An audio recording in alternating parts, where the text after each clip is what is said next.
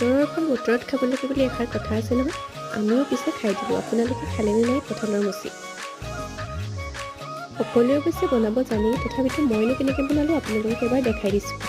যেতিয়াৰ পৰা মই বনাব শিকিছোঁ তেতিয়াৰে পৰা কিন্তু কঁঠালৰ মুচি প্ৰায় ময়ে বনাওঁ। কি কটা মেলা এইবোৰ কৰিব নাজানো কাৰণে সকলোবিলাক মায়ে কৰি দিয়ে।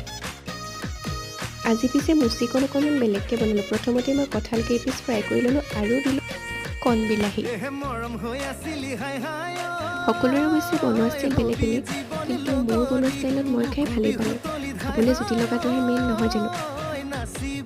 সেইদিনা আকৌ মামাহঁতো আহিছিল বিহুৰ দুদিন পাছত, আৰু ভাবিলোঁ তেওঁলোককো কঁঠালৰ মুচি অকণমান বনাই খুৱাওঁ। 70% কেৰাহীত কুক হোৱাৰ পাছত মই বাকী 30%টো কুকাৰত এটা চিটি মাৰি দিছোঁ।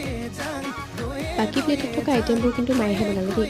তাৰপিছত খালোঁ বলোঁ আৰু এগৰাকী ভণ্টি আহিছে বিহু খাবলৈ। আপোনালোকৰ বিহু খাই হ'লনে নাই?